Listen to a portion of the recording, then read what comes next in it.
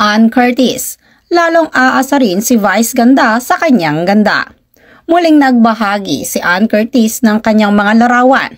Sa ngayon naman ay naka-black ito ng kanyang dress. Makikita nga sa kanyang aura na tila palaban ito at talagang napakalakas ng kanyang dating. Ilan naman sa mga komento ay lalo umanong maaasar ang isa sa kanyang best friend at TV co-host sa It's Showtime na si Vice dahil napakaganda talaga ni Ann Curtis. Kitang-kita ang natural nito at walang karito-ritoke. Matapos ang kanilang brandagulan ay patuloy pa rin namang blooming si Ann. Catherine Bernardo sa paglipat niya sa crown management ni Maha Salvador. Mainit na pinag-uusapan ngayon ang inanunsyo ng Star Magic na pananatili pa rin ni Daniel Padilla sa kanilang bakuran. Ngunit hindi na nga nabanggit ang pangalan ng A-lister kapamilya na si Catherine Bernardo. Mas mainit na pinag-uusapan ngayon ang paglipat ni Catherine Bernardo mula Star Magic papunta sa management ng kanyang ate sa showbiz na si Maha Salvador. Hanggang sa kasalukuyan ay nananatiling tahimik ang crown management ni Maha at ni Rambo Nunez tungkol sa paglipat ni Catherine Bernardo.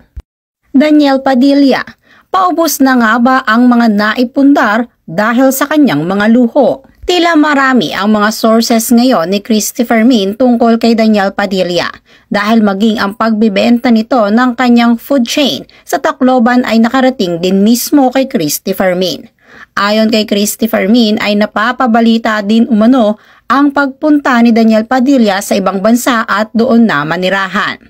Kwento naman ni Christopher Min ay tila napakabilis umanong maubos na mga naipundar ng aktor simula nang maging artista ito mula sa pagbebenta ng kotse, bahay, maging ng food chain.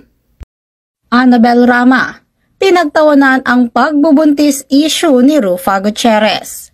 Tila ngayon pa lamang nakarating kay Annabel Rama ang issue na kinakaharap ng kanyang anak na babae na si Rufa Gutierrez tungkol ito sa pagbubuntis.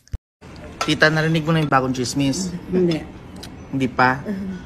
Hindi mo pa narinig na chismis na buntis daw si Rufa? Ano masasabi niyo, tita? Buntis daw si Rufa? Binuntis ni Herbert? Fake news. Fake news. Ano yung chismis na ikakasala daw sila ni Herbert? Fake news. Fake news din. Okay. Nag-usap kami dito, Day. Kim Chiu, ibinahagi sa publiko ang masayang highlight ng kanyang 2023. Ibinahagi nga ngayong araw ng Chinita Princess na si Kim Chiu ang ilan sa mga masasayang kagandapan sa kanyang buhay noong nagdaang 2023. Isa na nga dyan ang kanyang mga projects at ang kanyang mga performances. At syempre hindi rin mawawala sa highlight ng kanyang 2023 ang kanyang pag-host sa It's Showtime. Maging ang kanyang pagbabike at maging ang pagsayaw niya sa pole. Ibinahagi din niya ang kanyang new project na What's Wrong with Secretary Kim. Napakasaya nga ng naging 2023 ng Chinita Princess kahit pa mayroon itong pinagdaanan sa buhay pag-ibig.